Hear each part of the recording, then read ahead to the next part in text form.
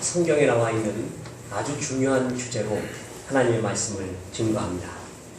어느 방송 사연에서 부모님이 가슴 아픈 사연을 방송국에 보낸 적이 있습니다. 여러분, 그런 말 있죠? 친정어머니가 아프면 마음이 아프고 시어머니가 아프면 머리가 아프다. 우리가 일상적으로 느끼고 있는 마음을 표현한 글이라고 생각을 합니다. 시어머니에게 용돈을 주는데 며느리가 일기장에다가 왼수 얼마, 오늘은 왼수 얼마, 왼수 얼마 이걸 적어놨어요. 암만 그래도 어떻게 왼수라고 적을 수가 있겠습니까? 나중에 보니까 그 왼수가 자기인 거를 어머니가 알게 되었습니다. 그래서 그게 너무 마음이 아파가지고 방송국에 사연을 보냈습니다. 그랬더니 그 방송국에서 난리가 났습니다. 그걸 들었던 청취자들이 이른바 신상털기라고 아십니까? 어떤 놈인지 어떤 연놈들인지 그 집 좀 알아보자. 뭐 이렇게 나오면 골치 아프지 않습니까? 예전에 뭐 그것이 알고 싶단가 거기에 사모님의 외출, 거기에 나오는 그 어느 회장이냐, 어느 기업이냐. 그래서 불매운동 일어나갖고 회사가 엄청난 주가가 폭락이 되고 야단나지 않습니까? 그런 신상털기에 들어가기 직전이었습니다. 어머니가 사연을 보냈던 어머니가 그걸 딱 듣고 다시 한번 사연을 보냈는데 내가 거짓말한 거라고. 내가 그 거짓말한 거다. 사실은 용돈 조금 더 올려달라고 거짓말한 거지 우리 며느리하고 내 자식이 그럴 리는 없다. 정말 내가 잘못했습니다. 라고 사과 편지를 올립니다. 이게 사실 사과였을까요? 네, 사실이었죠. 그런데 아무리 폐륜화 같거나 못난 자식이라 할지라도 내 자식이 그럴 때 부모의 마음은 늘 감싸주고 싶은 마음, 그게 부모의 마음이고 사랑이기도 합니다. 여러분, 사랑은 뭐냐면 우리가 젊은 날 사춘기 시절의 사랑은 솜사탕 같고 낭만적이고 수려한 사랑.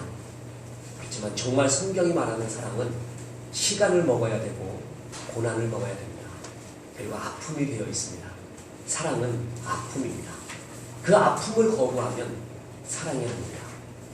하나님의 사랑이 이 세상에서 최고의 사랑입니다. 그 하나님의 사랑은 한마디로 뭐냐면 아픔의 사랑. 사랑하기 때문에 아픈 것을 택하는 것. 그게 하나님의 사랑입니다. 이 세상에 존재하는 어떤 인간도 사랑 없이는 행복할 수가 없습니다. 그래서 사랑한다라는 말은 행복하다는 말이고 사랑하라라는 말은 행복하라라는 권유이기도 합니다. 여러분, 근데 깊은 사랑은 기쁨과 동시에 고통을 같이 느끼게 되어 있습니다. 강한 빛에는 강한 그림자가 있듯이 큰 사랑에는 큰 사랑만큼이나 아픈 큰 아픔이 있다라는 것입니다.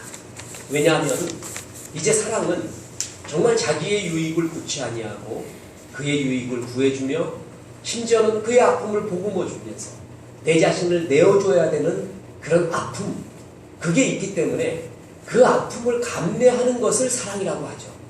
사랑의 본질에는 바로 이 아픔이라는 것이 있습니다. 하나님의 사랑의 극치, 그것은 십자가입니다. 십자가야말로 인류가 하나님 앞에 저지른 최고의 아픔의 극치 아닙니까? 그러니까 사랑의 극치도 십자가에 있고 아픔의 극치도 십자가에 있습니다. 하나님의 사랑의 전형적인 모습이 바로 그 십자가의 아픔의 사랑이라는 것입니다. 오늘 그 하나님의 아픔에 대한 주제가 나옵니다. 여러분, 이 주제는 아주 중요한 주제고 우리가 평생토록 우리의 가슴속에 새겨야 될 중요한 주제입니다. 오늘 본문은 사사 입다라는 사람이 있어요. 다음 시간에 볼 건데 기생의 아들이에요. 버림받은 사람이에요. 상처 가득한 사람이에요. 한마디로 하나님이 이런 사람을 쓰시는 게 기가 막힐 정도입니다. 그 기생 입다가 출현하기 전 이스라엘의 비참한 상황이에요.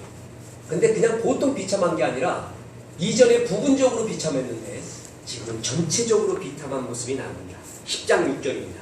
이스라엘 자손이 같이 읽겠습니다. 시작. 이스라엘 자손이 다시 여호와의 목전에 악을 행하여 바알들과 아스타롯과 아람의 신들과 시돈의 신들과 모압의 신들과 암몬 자손의 신들과 블레셋 사람의 신들을 섬기고 여호와를 버리고 그를 섬기지 아니하고. 자, 여러분, 그 전에 이스라엘은요 바알과 아스다롯을 섬겨 이 정도였어요. 그런데 오늘 본문 사사기 10장 6절에는 바알과 아스타롯뿐만이 아니라 아람의 신들, 시돈의 신들, 모압의 신들, 암몬 자손의 신들, 블레셋 사람의 신들, 여기서 나오는 주목해야 될 것은 신들이 전부 복수로 돼 있어요. 복수. 더 주목해야 될 게 뭐냐면 아람이나 시돈이나 모압이나 암몬이나 블레셋 나라의 위치예요. 아람은 이스라엘의 북동쪽, 시돈은 북서쪽, 모압은 남동쪽, 암몬은 동쪽, 블레셋은 서쪽이에요. 그러니까 이스라엘 백성은요, 가나안 땅에 살고 있었으니까 가나안 땅의 주신이었던 바알과 아스다롯을 섬긴다라는 것은 내가 어차피 살아가면서 살 부딪히며 살지 않습니까? 영향받지 않습니까? 그 정도로는 변명할 수가 있어요. 그런데 이거는 사방팔방 동서남북에서 이방 신들을 수입해 오기 시작한 거예요. 이건 뭐냐면 이제 의지적인 타락을 말하고 있습니다. 어쩔 수 없이 접해졌던 그러한 타락이 아니라 스스로가 의지적으로 동서남북에서 이방 우상들을 수입해서 타락한 겁니다. 그리고 그전에는요, 양다리 정책이었습니다. 그래서 야훼 하나님도 섬기고 바알과 아스타롯도 섬기고 이 정도였거든요. 그런데 이제는 뭐냐면 여호와를 버렸다라고 표현했어요. 하나님을 아예 버려버리고 아예 그 이방신들에게 가버린, 갈 때까지 가버린 모습이 나와 있습니다. 여러분, 왜 사람들이 우상 숭배가 나쁘다는 걸 알면서도 왜 거기에 빠질까요? 간단히 말해서 우상을 숭배하고 우상 앞에 절하는 게 하나님 믿는 것보다 더 편하기 때문에 그렇습니다. 그러니까 여러분, 점쟁이한테 가보세요. 그러면 점쟁이가 어떤, 예를 들어 내 사업이 잘 될 겁니까? 안 될 겁니까? 동쪽으로 가야 됩니까? 서쪽으로 가야 됩니까? 뭐가 옳습니까? 라고 말할 때 그런 기도는 타당치 않으니까 네 자신을 돌아보라. 그런 것은 내가 섬기고 있는 귀신이 좋아하지 않으니까 자신을 돌아봐서 더 인격적이고 더 하나님 앞에 올바로 살아가, 이런 말 하지 않습니다. 복채만 내면 됩니다. 복채. 그러니까 복채만 두둑하게 내면 내가 원하는 욕망을 무슨 말을 하더라도 그 욕망에 가까이 갈 수 있도록 무슨가를 제공한다는 거예요. 근데 하나님한테 무슨 말을 해봐요? 기도를 해봐요. 그러면 당장 목사한테 상담이 들어와도 당장 그 기도가 옳은 기도냐부터 시작을 해요. 하나님이 기뻐하는 기도입니까? 우리를 돌아봅시다 부터 시작을 해갖고 굉장히 인격적이고 하나님 앞에서 윤리적인 어떤 모습을 돌아보게 만들어요. 인격을. 그러니까 하나님한테 얘기하는 게 골치 아파지는 거예요. 내가 정말 하고 싶은 욕망들이 많이 있고 또한 정욕도 있는데 그것은 바알과 아스타롯과 암몬의 신과 시돈의 신들에게 보여버리면 아무 잔소리를 안 해요. 그냥 뭐냐면 우상 앞에 복채만 갖다 놓으면 돼요. 얼마나 신이 납니까? 하나님 섬기는 것보다 100배 낫습니다. 점쟁이들이 10계명 줘가지고 이 10계명 가지고 지켜야지만이 복받는다 할 때 10계명 같은 걸 주냐 말이에요. 거기에 인격적인 회개, 돌아섬이 있냐 말이죠. 기껏해야 주는 게 뭐예요? 뭐 이런, 이거 쪽지 하나 줘가지고 베개 밑에 넣어놓으라든지 남편 양복에다 꼬매놓더라든지 진짜 웃긴 짓 하는 거예요. 이 인격적인 변화는 하나도 없는 그야말로 미신적인 것을 줘요. 사람은 그게 편해요. 왜? 하나님 앞에 인격적으로 쓰는 것보다 내 인격의 변화로 말미암아 주님의 축복받는 것보다 그런 게 훨씬 더 편한 거예요. 그래요, 안 그래요? 그러니까 이 우상을 따라가는 겁니다. 그래서 가나안의 전형적인 우상뿐만이 아니라 동서남북에서 수입해서 우상을 숭배하고 있는, 마침내 여호와까지 버려버린 모습. 여러분, 여기에 이제 하나님이 분노하십니다. 자, 10장 7절 한번 읽어볼까요? 여호와께서 시작. 여호와께서 이스라엘에게 분노하사 블레셋 사람의 손과 암몬 자손에게 들으시네. 여러분, 우리가 당하는 고난은 죄 때문에만 당하는 고난이라고 볼 수가 없습니다. 그렇지만 어떤 고난은 죄 때문에 당하는 고난이죠. 쓰디쓰게 당합니다. 진절머리가 나게 당하게 합니다. 그들이 그 해부터 이스라엘 자손을 학대하니 요단 저편 길르앗 아모리 사람의 땅에 거한 이스라엘 자손이 18년 동안 학대하였고 암몬 자손이 또 요단을 건너와 유다와 베냐민과 에브라임 족속을 침으로 이스라엘의 공고가 심하였다. 18년 동안 칼바람이 붑니다. 그 전에는 부분적인 고난이었는데 이제는 이스라엘 족속 모두가 동서남북 요단 동편과 서편, 또 서편에 블레셋 사람이 찬압하고 동편은 암몬 사람들이 무려 18년 동안 착취를 하고 그것도 부족해서 요단 서편까지 넘어가서 다 괴롭히고 있습니다. 이스라엘이 동서남북에서 우상을 수입했듯이 이제 징계가 동서남북에서 내리는 거예요. 여러분, 치문대로 그대로 거두고 있는 이 모습을 보기를 바랍니다. 또 이스라엘이 이렇게 당하니까 뭐해요? 견디다 못해 이스라엘은 하나님 앞에 부르짖게 됩니다. 그런데 이번엔 조금 다릅니다. 전에는 하나님 앞에 부르짖으면 하나님이 구원자 사사를 보내줬습니다. 근데 이번에는 하나님이 구원자를 보내주지 않습니다. 그리고 오히려 꾸짖습니다. 자, 한번 읽어볼까요? 11절에서 14절입니다. 8쪽에 나옵니다. 여호와께서 시작. 여호와께서 이스라엘 자손에게 이르시되 내가 애굽 사람과 아모리 사람과 암몬 자손과 블레셋 사람에게서 너희를 구원하지 아니하였느냐. 또 시돈 사람과 아말렉 사람과 마온 사람이 너희를 압제할 때에 너희가 내게 부르짖음으로 내가 너희를 그들의 손에서 구원하였거늘 너희가 나를 버리고 다른 신들을 섬기니 그러므로 내가 다시는 너희를 구원치 아니하리라. 가서 너희가 택한 신들에게 부르짖어서 너희 환난 때에 그들로 너희를 구원하게 하라. 자, 하나님의 이 단호한 모습 아시겠습니까? 하나님이 내가 너희를 이러이러한 애굽, 아모리, 암몬, 블레셋, 시돈, 아말렉, 마온 사람의 압제에서 건져내지 않았느냐? 구체적으로 열거해요. 7번이에요. 이 7번이 뭔지 아십니까? 이스라엘이 수입한 이방신들이 7이었어요. 그 숫자대로 하나님이 너를 구원하지 않았었느냐? 하나님의 구원의 역사를 너희들이 수입한 이방의 숫자와 똑같이 대비를 이루면서 하나님은 이스라엘의 죄를 적나라하게 구체적으로 폐부 깊게 이야기하고 있는 모습이에요. 성경의 기가 막힌 표현입니다. 7 이방의 신 그리고 베푸신 하나님의 7 구원, 뭐가 정말 너희 마음속에 있느냐? 주님 그 말하고 있는 겁니다. 그래서 다시는 구원하지 않겠다. 무서운 말이에요. 구원하지 않는 뿐더러 뭐냐 하면은 이제는 너희가 고난당하지, 너희가 섬겼던 그 이방신들이 구원해주나 그들에게 가서 너는 구원을 요청해봐. 이렇게까지 하나님이 지금 얼마나 분노하시고 얼마나 아프신지 이해하시겠습니까? 이스라엘 백성이 또 부르짖습니다. 그런데 요번에 부르짖는 것은 전에 이스라엘이 부르짖는 것과 약간 다릅니다. 자, 10장 10절 읽어보겠습니다. 이스라엘 자손이 시작. 이스라엘 자손이 여호와에게 부르짖어 가로되 우리가 우리 하나님을 버리고 바알들을 섬김으로 주께 범죄하였나이다. 이스라엘의 회개가 구체적입니다. 그렇습니다. 내가 하나님 버렸습니다. 바알을 섬김으로 주께 범죄하였나이다. 이때 바알, 이건 뭐냐면 여러분 로마의 황제를 대개 뭐라고 얘기해요? 가이사라고 말하죠. 그리고 애굽의 신, 가나안의 신, 그걸 한마디로 전부 그냥 바알이라고 표현합니다. 하나님 떠났습니다. 바알 섬겼습니다. 구체적으로 잘못했다고 인정하고 있습니다. 그러면서 여러분 성경에 나와 있는 기가 막힌 기도를 이스라엘이 5절에서 드리고 있습니다. 자, 5절 볼까요? 이스라엘 자손이 시작. 이스라엘 자손이 여호와께 여짜오되 우리가 범죄하였사오니 주의 보시기에 좋은 대로 우리에게 행하시려니와 오직 주께 구하오나니 오늘날 우리를 건져내옵소서 하고. 여러분 이 기도를 쉽게 풀었으면 이렇습니다. 하나님 당신 좋으실 대로 행하시옵소서.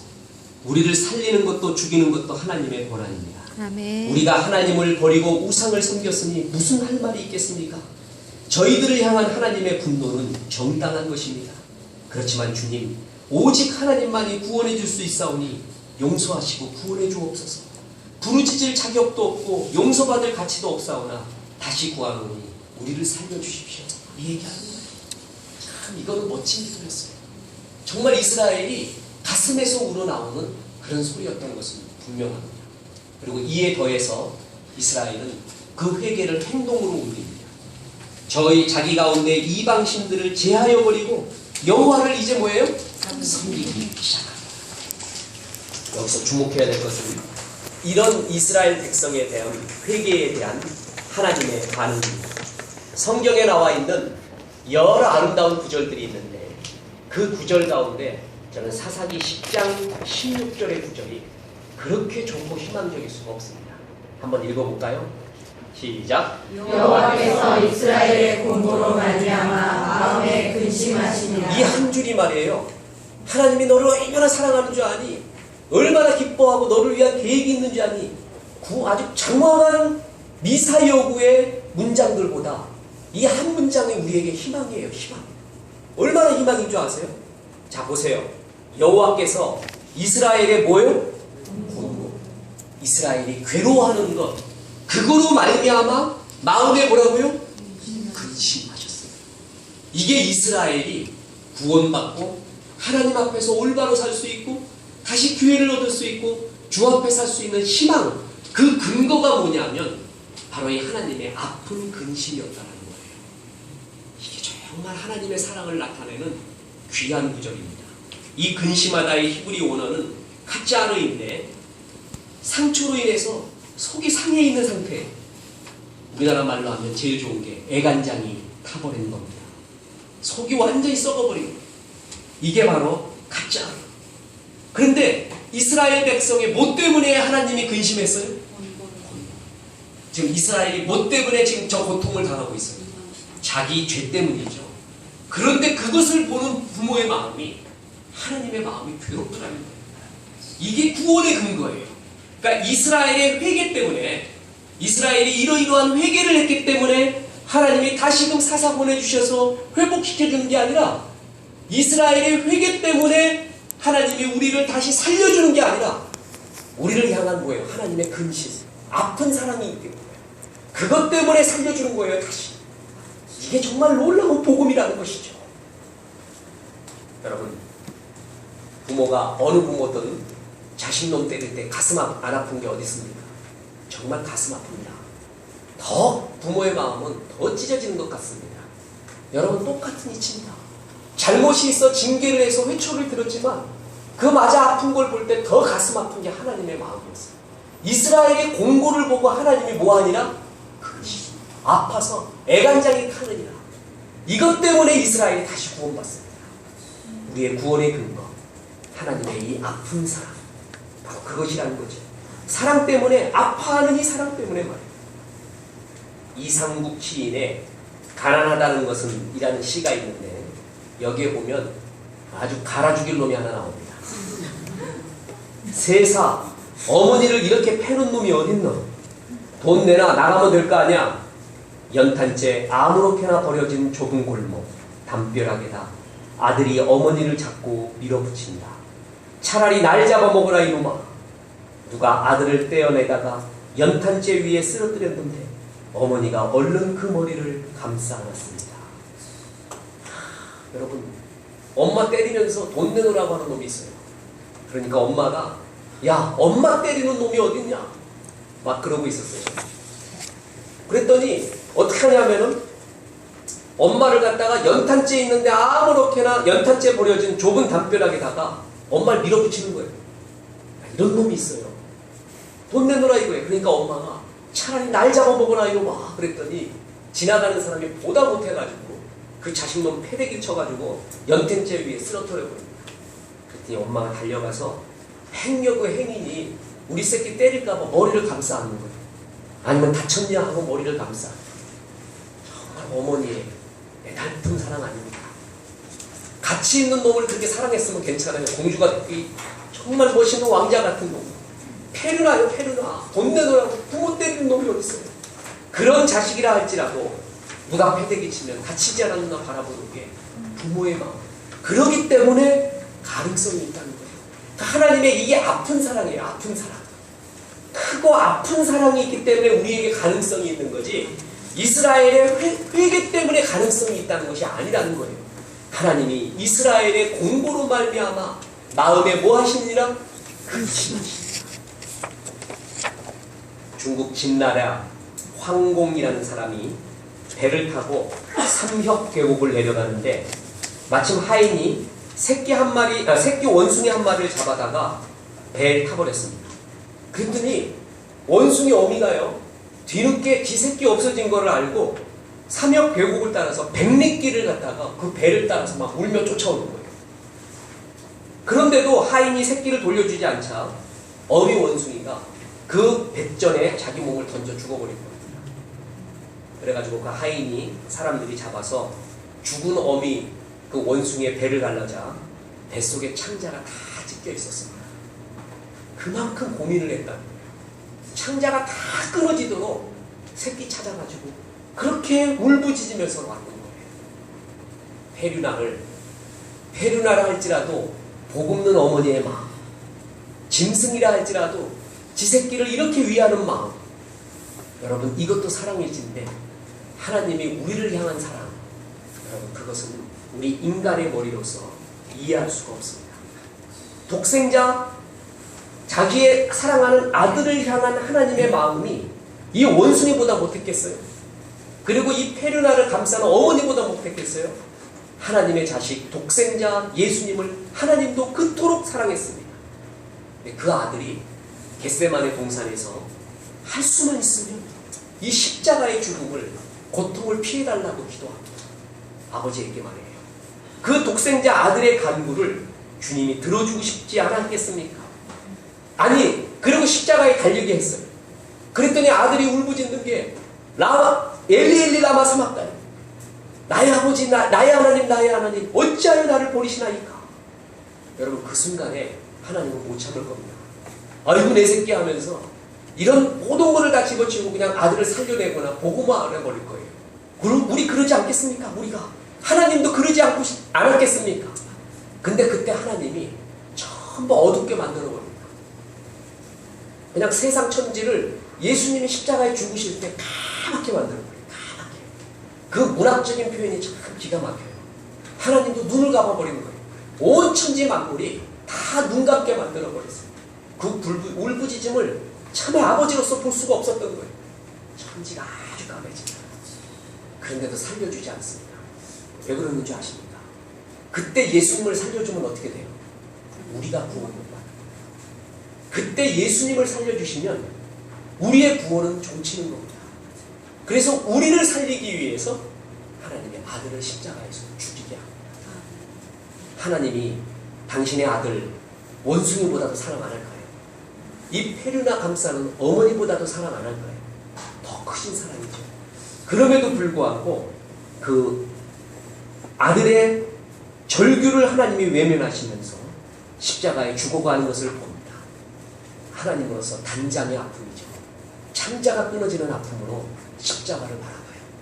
그게 하나님의 사랑에 배어있는 아픈 사랑의 십자가라는 것입니다. 그가 왜 그랬느냐 하면 바로 필요없는, 아니 페르너 같은 나를 구원하기 위해서 가장 죄가 없으신, 가장 고매하신 당신의 아들을 그렇게 죽게 한 겁니다. 여러분 사랑은 아픔이에요. 사랑은 그냥 달콤한 낭만 같은 솜사탕이 아니라 이 아픔을 감내하고 아픔을 받아들이고 그 이 아픔과 이 쓰라림에 대한 받아들임과 수용이 없다면 사랑은 모르는 것입니다. 하나님의 사랑이 바로 그 십자가의 사랑이었습니다. 자식놈 죽어가는 걸 보면서도 정말 페르나 같은 나를 살리기 위한 하나님의 선택. 여러분 이건 우리가 이해할 수 없습니다. 이게 이해가 되면 10분의 1이라도 이해가 되면 우리의 삶은 달라질 겁니다. 이것이 정말 성령의 은혜로 우리가 깨달아갈 때 우리가 주님 앞에 성화되어 갑니다. 주님이 정말 이 벌레 같은 나를 그토록 사랑하셨습니까? 그래서 뭐라 그랬어요?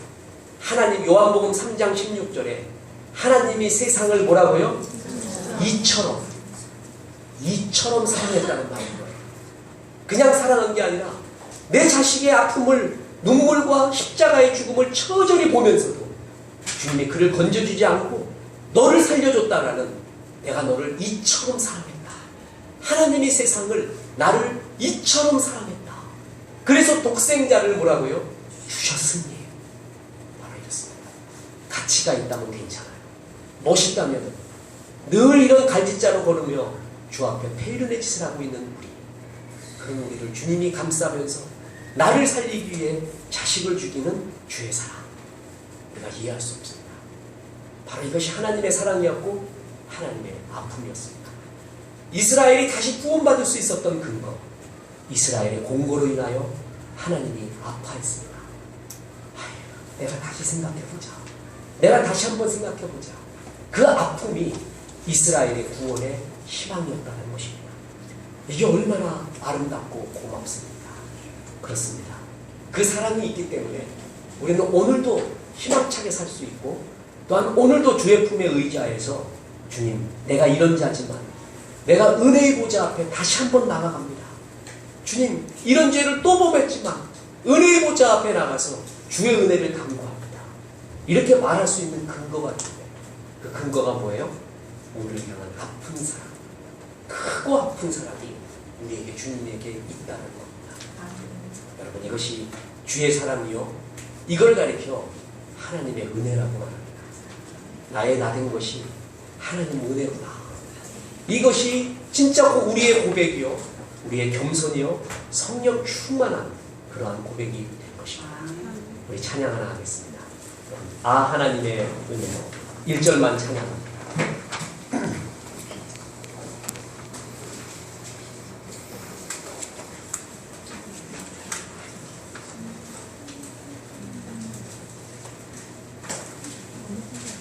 찬송가 아, 하나님의 은혜로.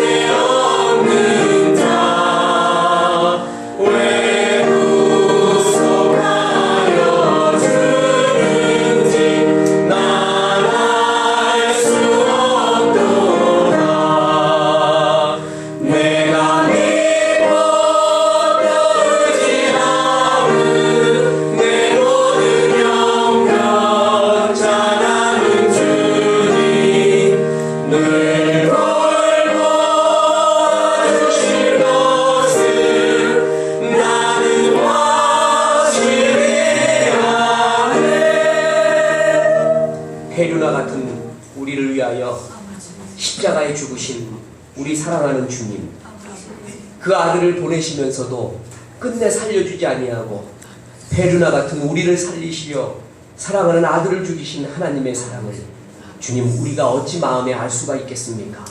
성령님 도와주시옵소서.